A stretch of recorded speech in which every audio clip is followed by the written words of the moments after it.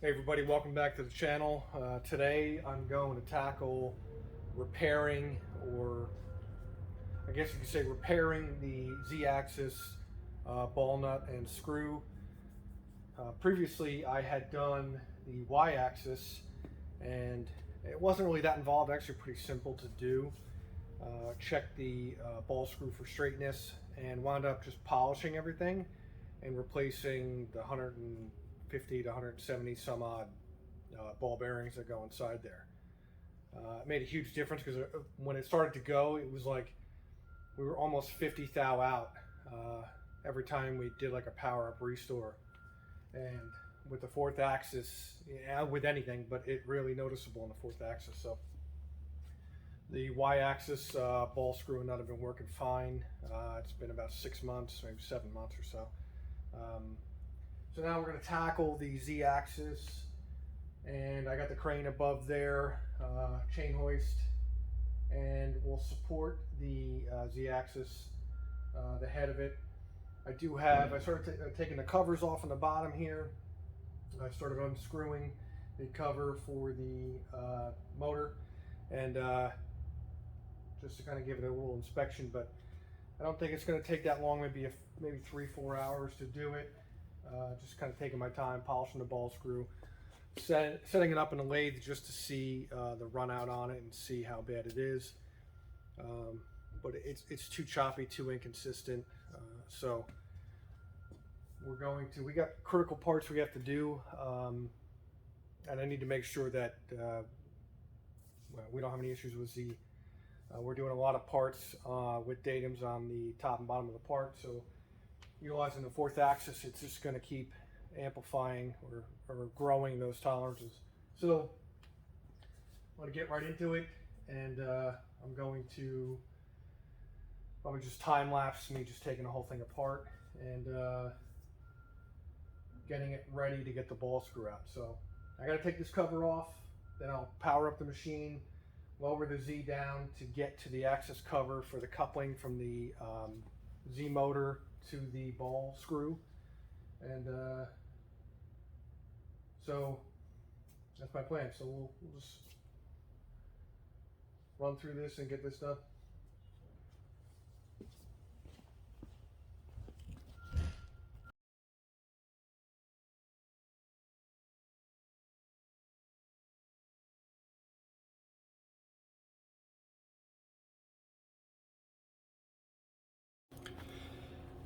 All right, so bring you in pretty close here, and got the cover off here for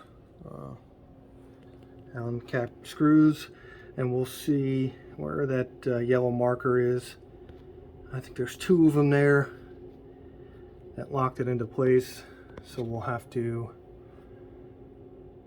get that out, and it's threaded actually, so it's a little bit of a pain, but like just from what I remember from doing the Y-axis. Down in there is a ball nut with the oil line. We do have to raise this back up to access the fitting for the oiling, and then we're gonna make sure all that stuff's cleaned out, make sure it's getting plenty of oil as well. I have gone through this whole system and oiling system when I got the machine. Again, it's a 98 VF2,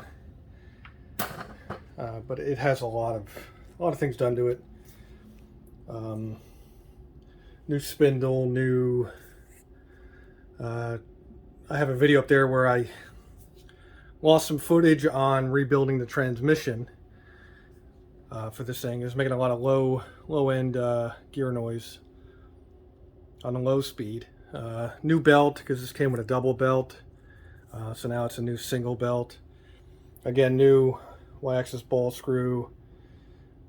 There's a lot of stuff done to say. I'm trying to think. I upgraded the monitor here too as well. And it has all, it's very interesting. It has all, maybe I'll pop that cover off, but real quick, it is all new, the Generation 3 servo amplifiers. And then maybe I'll bring that into this video. I'll show you real quick. But so now it's going to be, got to raise this up. and get that off. I think, yeah, here, so if you look in here, you're gonna have 4 bolts to hold that bottom bearing block on. But the 2 parts in the center are alignment pins. And so they actually have to come out first. And what you do is you take a slide hammer, and I believe that's a 1032. So I just welded a 1032 bolt on and just slide hammered them out just to get it off. You have to do that to get that bottom nut out of there. And again, it's kind of dangerous. This stuff is extremely heavy if you don't know. So again, I have the overhead crane here that I'm going to be utilizing, and just to hold that up, and then with another safety for the time being. I know this was my counterbalance is fine and all that stuff works there. But yeah, the biggest thing too I wanted to just mention real quick with the transmission, I was having shifting problems as well, and it would just sometimes it would not shift, and the seals were bad. And the only way to get into that assembly is to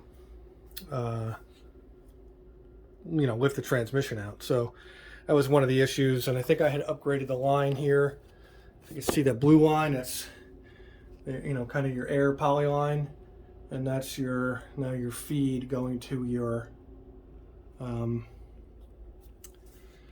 going down to the shower head in the transmission. So yeah, a lot of things that I cleaned. It was so nasty in there. I cleaned everything, but I do have a video up on that. Very vague. I do apologize, but it didn't lose a lot of the video. So all right, back to a hyperlapse, and then we'll get it ready to get this ball nut assembly pulled out.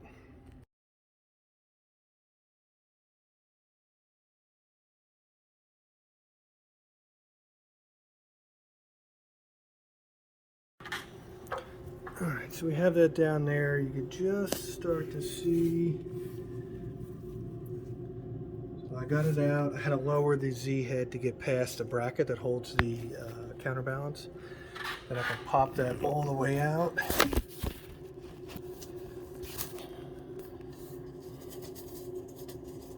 Definitely gotta clean this camera off. All right, so that's out of the way. I'm gonna clean this camera off. It's terrible. That's a little better. The one thing I did also notice too, the encoder. So the small gear in there that's driven, come on, focus in there. You just see it down in there, in and out of focus, where the belt's attached to it. The small gear that drives off the transmission, that one, that was stripped, or the teeth were just totally gone, and it kept taking the belt out. And I think it's polybelts.com, because Haas wants $50 for this belt. But you can, you had to order a minimum of like $20 or something. I don't know. But I got $25. I got 5 belts because they were so cheap, and it's the same exact belt. So I was getting a lot of surging on the spindle, like ring, yang, yang, yang, because it was kind of skipping, and that's the encoder noise. That's what that is, from backfeed to the motor. So, and then I upgraded the shifting and the purge or the clean out drawbar system solenoids. So, all right. But anyway, now we're going to take the motor off. I just want to make sure that we're at the right height where we need to be to access everything. So I think I'm going to lower the spindle down a little bit more. Let's go ahead and get over there, get a better look. I'm going to lower the spindle down a little more so that I can access the clamp nut. And again, I'm always putting this on e-stop.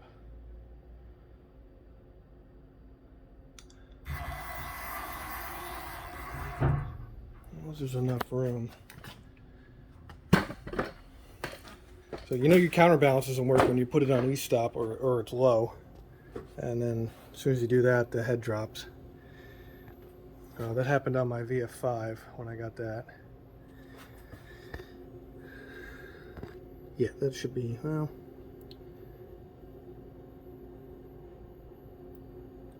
I think I'm actually going to raise it up a little bit. Oh. You notice it's on a traditional kind of 4th axis. That works really well. Yeah, that should be good. At least I can get in there and get that loose. But first, I need to figure out a good way to put my sling, double eye loop sling, around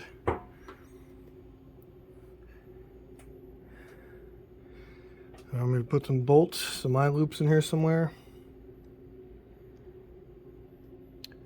around the head of the spindle so that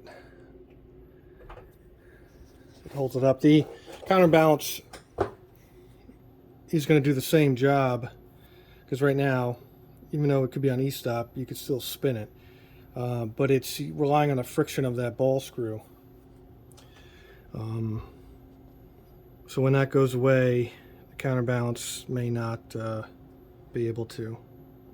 Like, it's right on the edge. Like if you had like 50 pounds less of the prescribed pressure in your nitrogen cylinder, one good spin of that ball nut and it'll start to drop. So you have to be careful about that. Is a through hole here? Yeah, might be able to utilize that. I don't want to crush my pump. And I know just from doing this, there's no threaded part on top of the motor, because I did this when I rebuilt the transmission. Nothing to put an eye bolt into the top of the motor.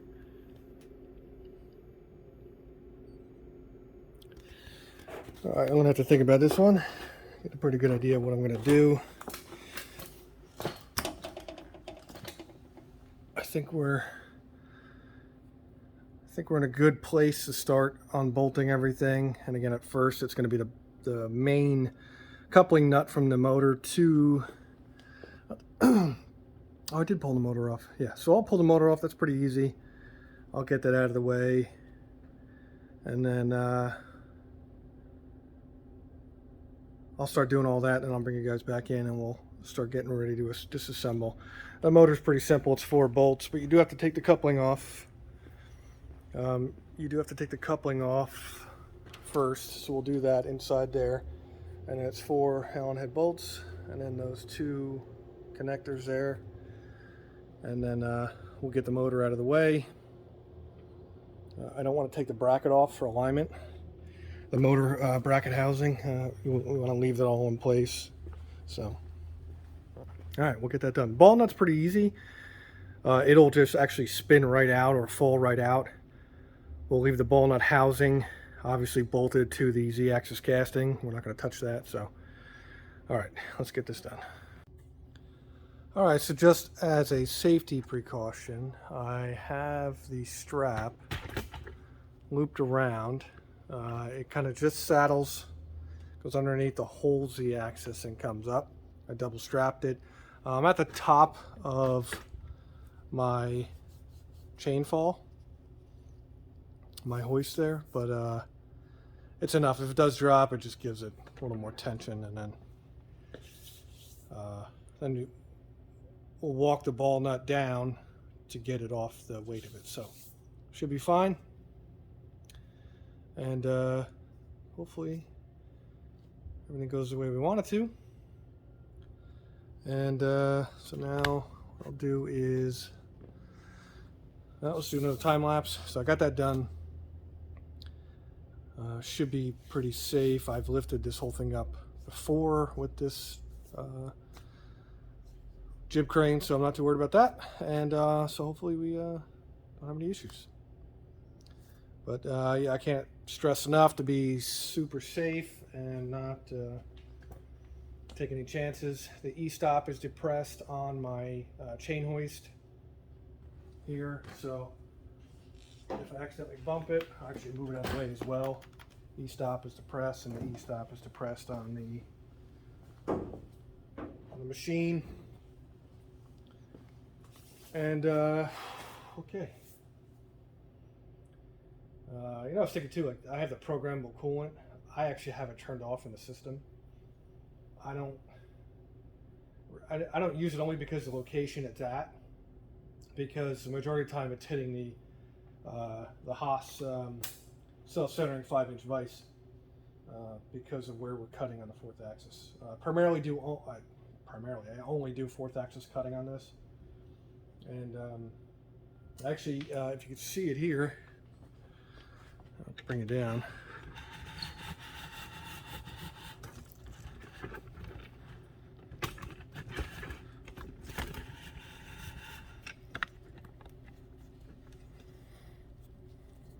Flip you around. All right, that's more better. So I had made this, some of the products I make and some of the best practices is I machined this to use a live center. I do a lot of like stainless or aluminum kind of extrusions where it's hollow in the middle, and we're doing some parts on it. And so that'll sit in there. And it's an air-actuated Mamba piston. And it gives it about 1 1/8 stroke. Of course, there's nothing in there, so it's going to shoot it. It's an MT3 taper, live center. You can see some of the mill marks into it, but whatever. So that thing works fantastic. And so I made that here, and I absolutely love it. We actually, on the fourth axis itself, we don't use the self-centering vise. I use a custom fixture that's actually in repair, because I use a Mighty Bite ID clamp for the tube. It's a specific tube.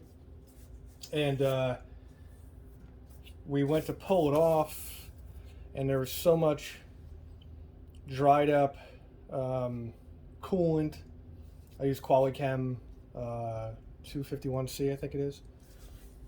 But there was so much dried up coolant in the threads, I think there was like 6 bolts to hold it down, and it would not come off. So I've got to think of a little bit better way to do that. But it bolts on. It's its own piece. This is an adapter plate to center the self-centering vise. But anyway, let's get back to getting this ball nut and screw out. So I'm going to throw it in the hyperlapse and start getting to work.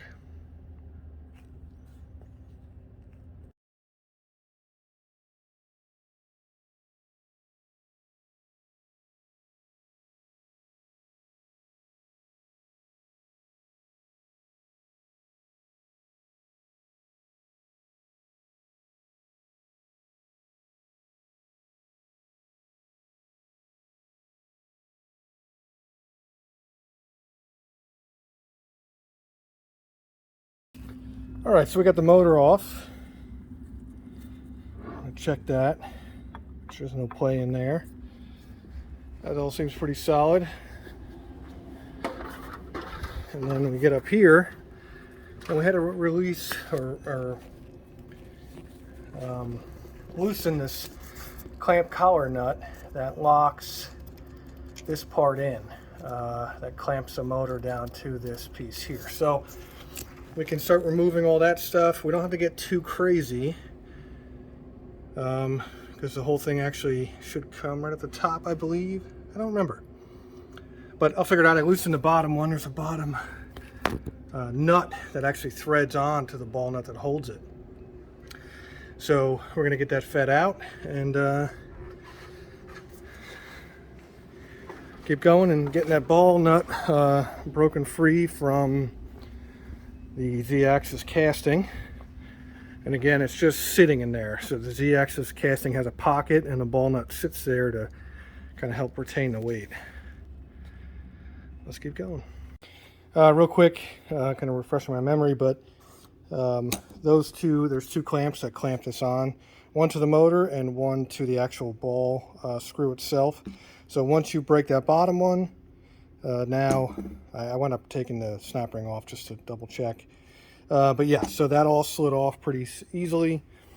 And then we go up here. And what I'm going to do on the actual nut, so that's a nut. I already broke that Allen key loose, right? So that's a nut. That's threaded on. I'm going to mark it because I don't know the exact torque, and I have to kind of like, it's a pain in the ass to get it off, but I have to then unscrew that. Once you unscrew that, the ball screw slides right out the bottom. So that's essentially what we're going to do. And I have to kind of tap that loose to get it, break it loose, but I'm going to mark it on the shaft and on the nut with a scribe to know exactly where it sits back in place for the correct preload. So I'm going to go ahead and do that. And then what's left to do is loosen the ball nut, get the, I don't know if you can see it or not. It's too dark, but there's the ball nut. So you have to break those bolts loose. That 4 bolts are bolted into the casting. And then the ball nut's free. We already got the oil line off. And then we have to pull out those pins.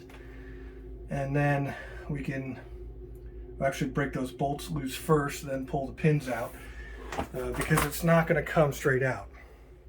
So, and on assembly, all we do is get the bolt started again, and then get the pins in there before the ball nut's set, and get that set up in there. Then we kind of thread the ball nut back into place where it's supposed to be. So that's it. All right, for my next trick, I'm going to get up into there to loosen or get the bolts out for the ball nut, and possibly, hopefully not hurt myself. But yeah, I'll get them loose and get the bolts out, and then hopefully get that out, get that loose, ready to go. The nut is still on the top. I'm going to leave that on there. I just want to get these out first and let it sit on there. It shouldn't move or anything, but just to get it ready to start backing the ball nut down to get the weight off of the ball screw. And then I will get up there and take that nut off, and then come down here and remove everything right here. So hopefully all goes well. It should. Let's get to it. Put you guys back into a time lapse, so this is gonna suck.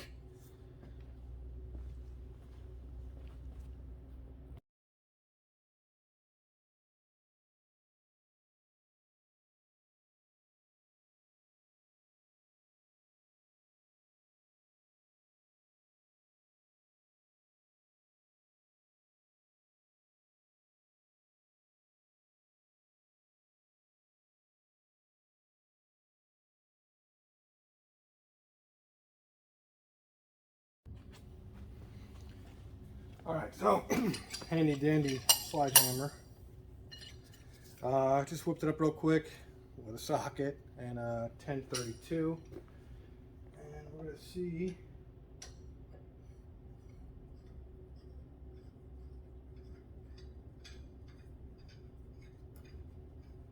Put it in there pretty good.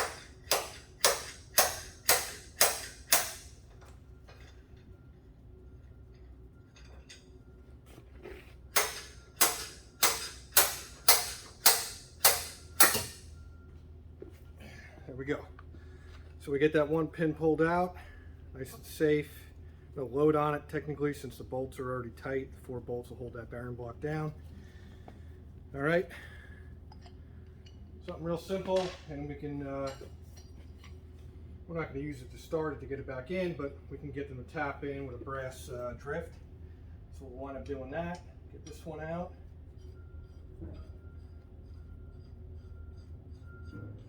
And get it nice and threaded in there. I don't want to strip it out.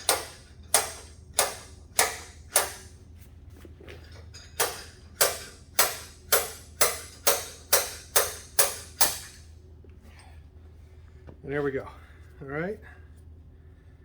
So we got those two out. They look good, nice and clean, no rust, no corrosion. We'll get that off to the side. And let's get ready to break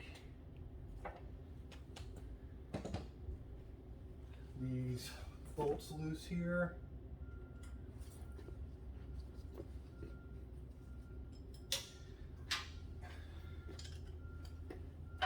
Be careful to remove this because this is technically the only thing that's holding this up. There should be a lot of weight on this, maybe not. We can back it down.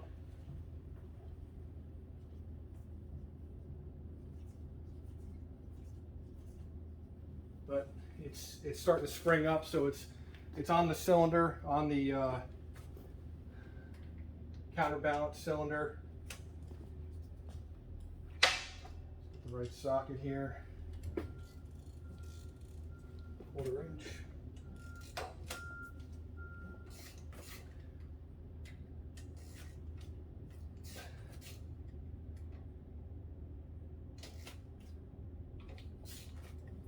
You might see this move a little bit. Again, just got to be extremely careful.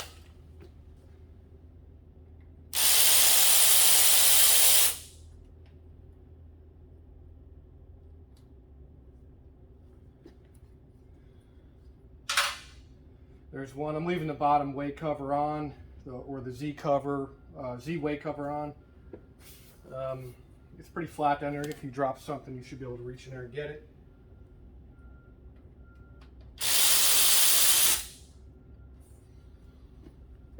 Okay, and I took out the 4 bolts holding the ball nut to the Z-axis casting, and I have the nut. The lug nut off the ball screw, that's up by where the motor would go. Where the motor would attach to the ball screw. Okay, this is the last one. Yep, so no real big movement. The lower bearing block did fall down.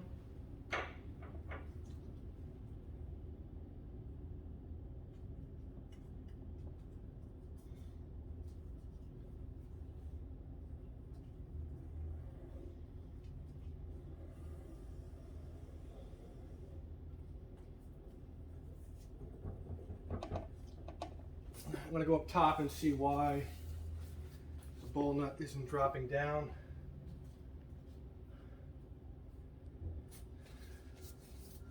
We'll try that first. I really don't want to get under there, so I'll go around back.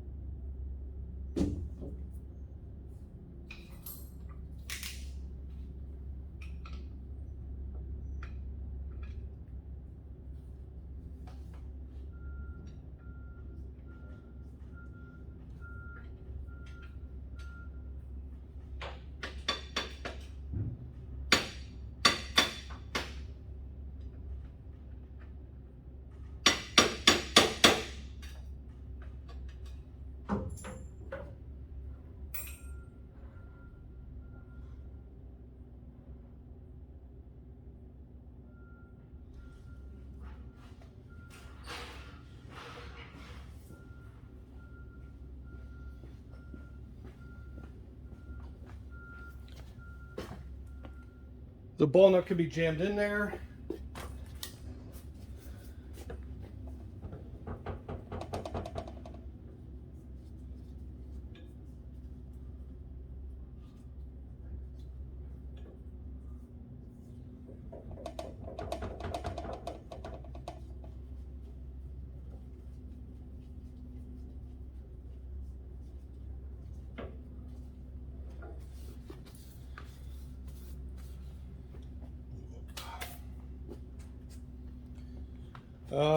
Go ahead and stop the video. Probably going to do some things that are not exactly safe.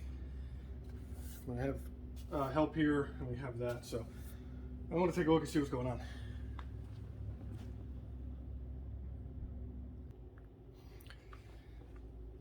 All right, sorry about cutting through. It was it's getting warm in here. I actually forgot. It was actually a smaller bolt that was tucked away. I didn't see it. So I got that. And then again, this threads onto the top here. And this was actually pretty loose. So I'll have to double check that and get the bearing up top. But here is the keyway. You got to remove the keyway first.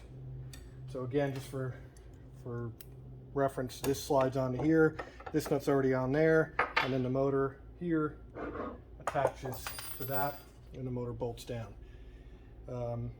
I did have to take off some of the other cover, just loosen some of the bolts. Swing it around real quick. A little nasty in there. I don't think I've ever had this one off, but I'm going to clean all that up. I had to loosen the bolts on the stainless steel guides there and pop that down just to get the bottom of the bearing block to get out. So if you listen, it's not happy. You can hear like it's skipping. You hear a ball just not very happy. So now the trick to these, not really a trick, you have to build it on here, and then you do it through these. So I'll go through that. I'm actually going to break this down, I think, and get the retaining nut off here, get this off, and we'll get it into the lathe. And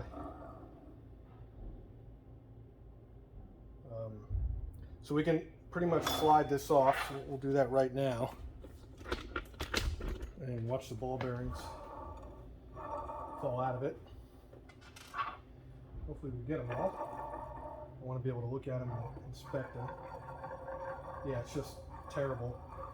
I know this machine's, before I owned it's been crashed. I've crashed it once.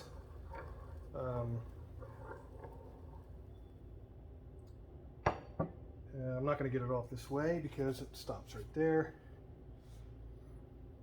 But what I can do, take the guard off here.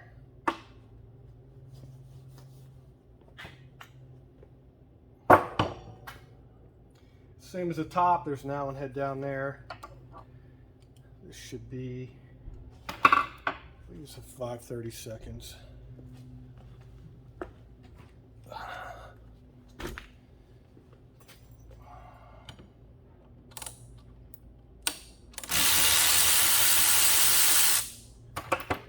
Out. So these nuts don't seem to have a whole lot of preload. I'm not sure. I'll look at the bearing. Got to get an idea. Unless the bearing's just worn out. If it's completely worn out, I'll replace it. But if not, I'm just going to leave it. Not entirely sure yet. But the Y-axis look pretty good. The bearings on them. I don't feel any play or anything.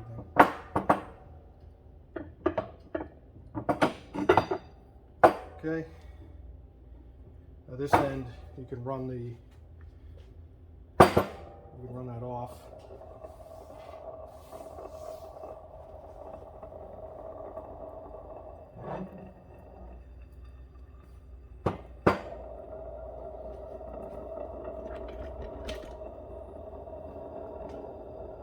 It sounds terrible.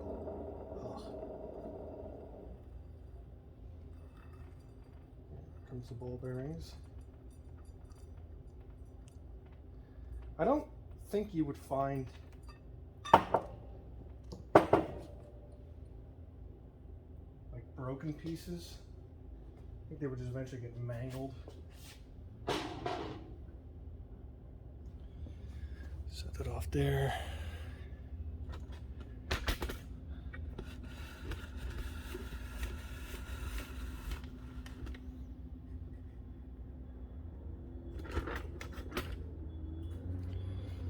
See here.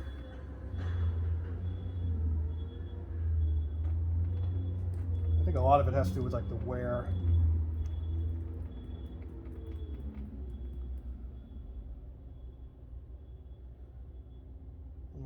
make sure we count these. I forgot what they say, you can be missing so many. There doesn't seem to be that many in here. And again, you don't need that many, but if they start to wear out, then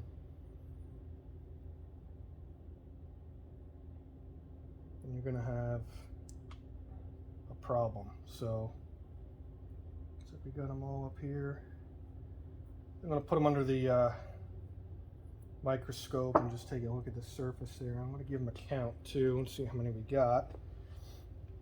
And then what I'll actually do is pull these feeder tubes out.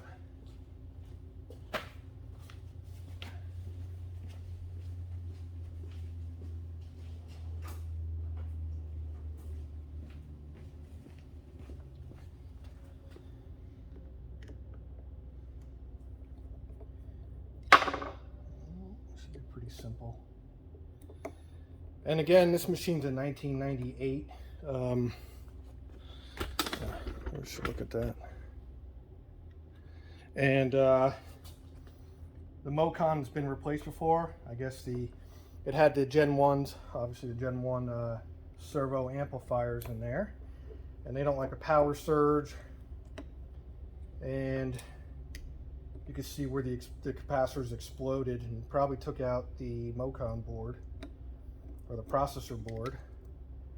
So that must have been years ago, because they wouldn't have just replaced everything, because the Mocon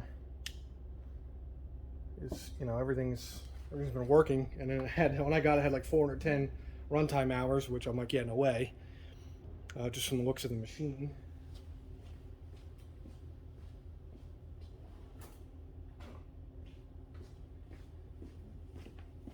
Carefully pry these in. I can't recall, or last time when I did this, if I looked it up to see how many it would take. I think just from looking, you know, through the internet, there's a lot of garbage in there. And when I got this, the spindle blew up. I think the first month I had it. So it was pretty terrible, but I'm going to go ahead and pause this and get everything cleaned up, and then we'll get back to it. All right, so I got everything situated. I got you zoomed in here on the ball nut. Everything was pretty good. There was 168. I marked it on there, 168 ball bearings, so I know how many it will fit, because if you get the size wrong, you don't get them all in there. It's kind of a pain in the ass, but I use this little air pen with a buffing wheel to get some of the dirt and grime. There's a very small amount of corrosion on 33% of one of the threads in there. Cleaned it up. Everything looks pretty good. No issues. Sometimes these are broken, right? So these are like a plastic retainer for the ball. And if they're broken, it means it's spitting balls out. But this looks pretty good. Nothing in here. But on to the ball screw. Let me take over to the ball screw real quick. Sorry for all the rain noise. It's raining a lot. So I got it over here on the lathe, and marked the center line. I cleaned it, did a quick little polish on it. I have to pause it from all this damn rain. Yeah, I'm gonna pause it. All right, so the rain died down some, not too bad. So I have it set up here. If you take my word for it, I have less than a half a thou run out on this end here, okay? And just about a half a thou run out on this end. And in the middle here, I've indicated it, and it's difficult because my lathe, even though this is about 4.5, I believe, I guess it's metric, but I can't find that happy medium. I guess I could play with it a little more, but it doesn't really matter. So I ran it down, and I had to feed it in, kind of like carefully adjust it as it's auto feeding. But anyway, I found out Right here about in the middle is about 5 thou of run out, okay, at 180 degrees. So right here it's up 5 thou, and down here down. So it's I would say what, 2.5 thou total indicated run out. So my thought was to just tweak it ever so slightly. I need to, it's overall, so it just tells me that it was at the bottom of the travel when something happened and this thing just flexed. That'll cause a lot of like rigid chatter as you're moving at like a 10 thou increment on the machine, 0.01 thousandths of an inch. So that's exactly what it's doing, and it's just causing an inconsistency to touching my tools off. And so this is one of the things why we have to do this and inspect it. So I'm going to attempt to bend it and see what kind of result we get, and I'll put you on a time lapse and see how bad it gets.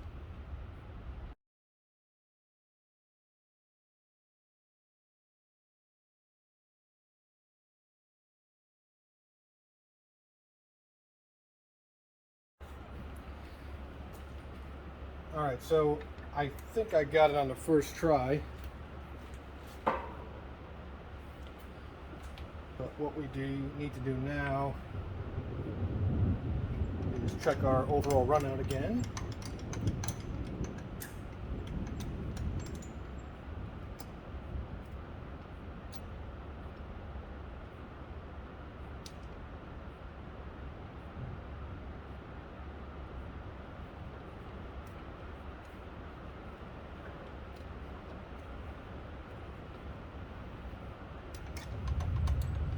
There, just at a 1/2 thou.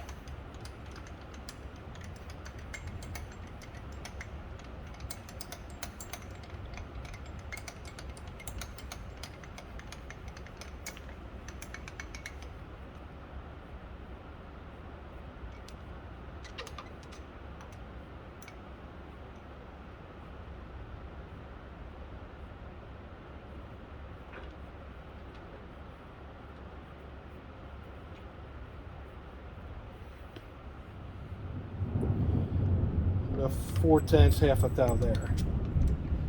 So, what I'm going to do to make this a little bit better,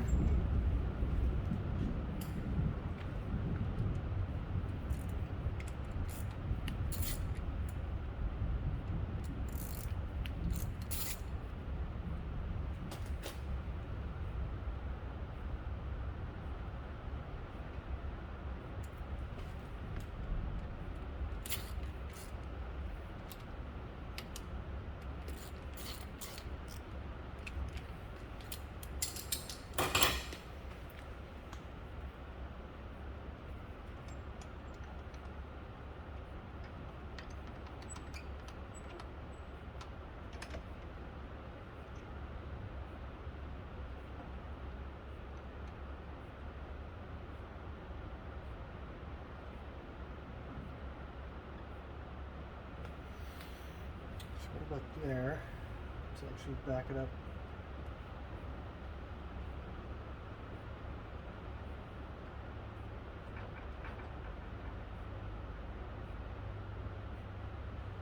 So right there, my indicator's in the middle of the radius of the thread, and my mark here is approximately, now I'm not going to get this thing freaking perfect, but better than it was.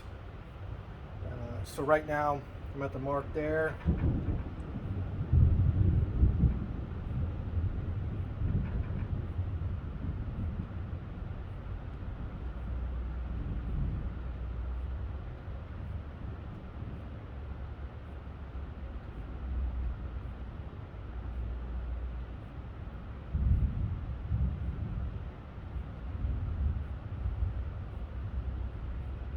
Zero my gauge. Alright, so now I'm going to rotate it 180 degrees.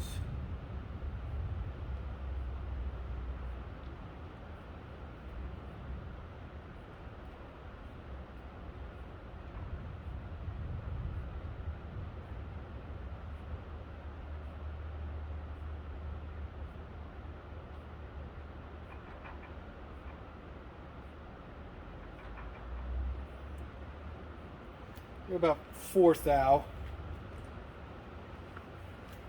Try that one again.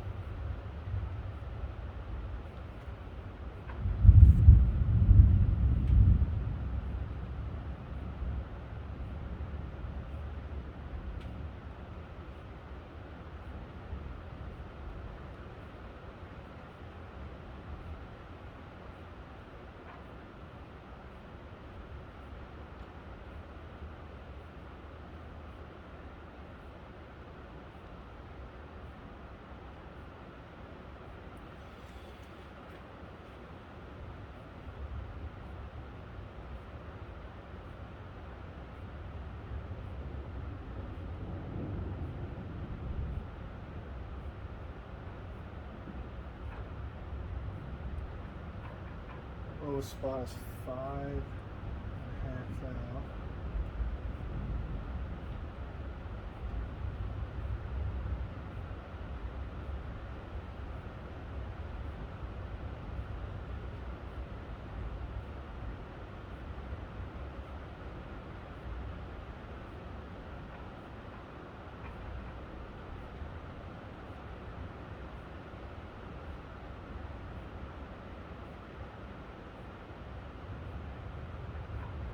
About 3.5 thou.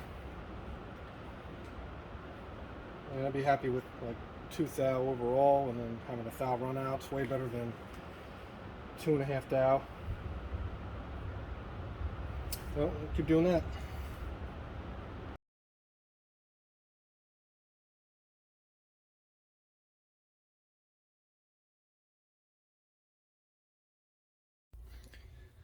All right, so for right now, I'm kind of rechecking everything. I'm at about 4 thou of total indicator run out.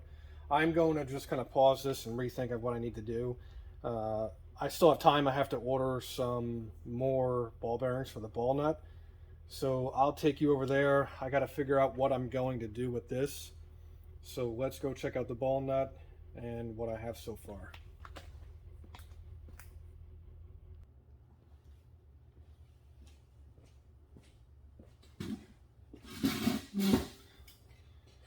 All right, so show the camera. The original ball bearings I pulled out of the y-axis after miking them in millimeters, they're about 3.955, and they're really beat to hell. A lot of pitting, flat spots, just a lot of inconsistent.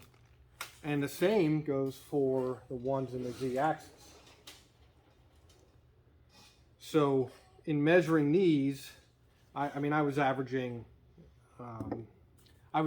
probably anywhere from 3 point, not averaging, but I out of the 10 or 15 I think I've measured, I got about 3.948 in millimeter to 3.951 in millimeter.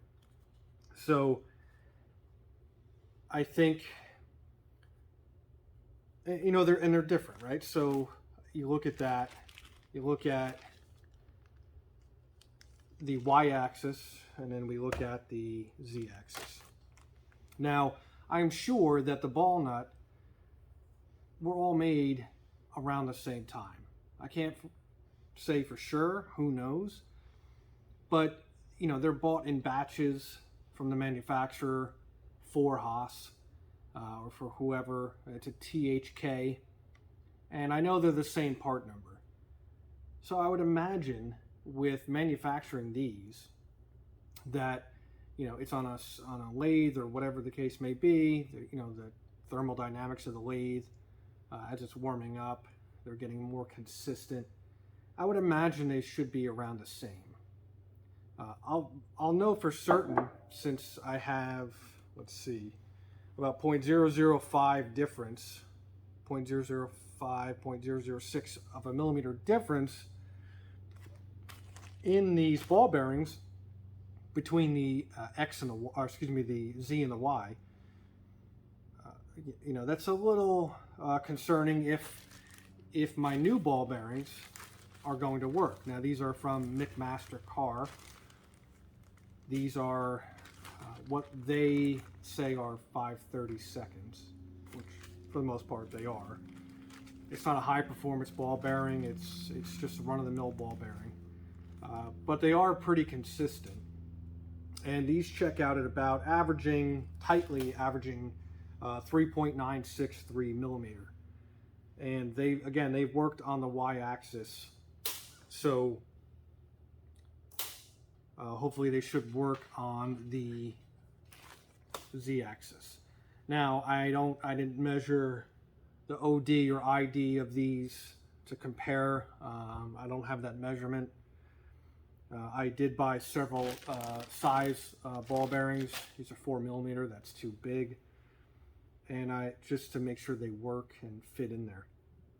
So hopefully, again, the 5/32 do work. And again, I did polish this out pretty good. So we'll see again how you put it together, and it's actually a huge pain in the ass, but I do have to order more of these, so I won't get them till Monday. It's Friday. So I'll order more of them, and I might try to find a size a little bit bigger for just in case these are a little too small. But I think since they are bigger, I'm sure they're going to be fine. Like I said, they're about 0.01 of a millimeter bigger. I know it's going to work. Hopefully it should work, but if these are made consistently with this, because it's the same ball nut, just different size ball screw, it should work. And I would imagine there's probably a little bit more wear on this, only because I know when I got the machine that the hydraulic assist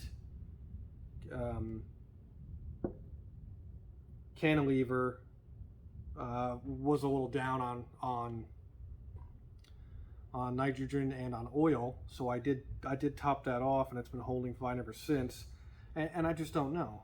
I don't know the entire history of this machine. I'm kind of just an archaeologist here, looking at all this stuff and trying to make the best guess on the life of this machine. So, and for that meaning, these just could be worn more than the y-axis. But I wasn't getting the same numbers. Now again, it's a semi-floating z-axis because of the counterbalance. So so it kind of has that floating bit in it. So who the hell knows? I'd imagine it's going to be much better having these.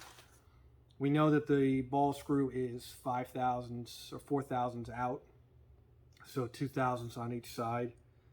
So that's going to cause an issue with shattering and everything else, and repeatability and accuracy as it goes down and up on the Z travel. So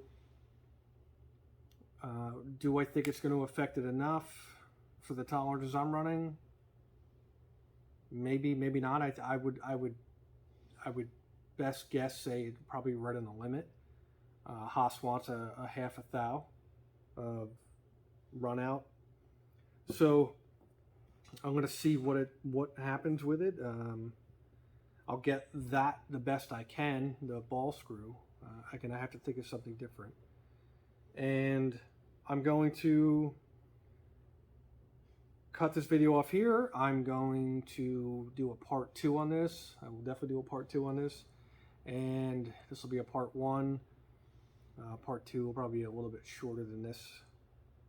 I'm not going to show everything of putting the whole thing back together. It's pretty self-explanatory how you took it apart. It actually is relatively simple and safe, given you have some type of retention or crane or whatever that is adequate to hold that up and not just relying on the counterbalance. So again, gonna do a part 2. Trying to think of anything else I missed. Any questions, please drop a comment below. Like this video, subscribe, share this video, and nobody cares, work harder. So I'll see you on the next one. Thanks for watching. It's Everyday Machinist.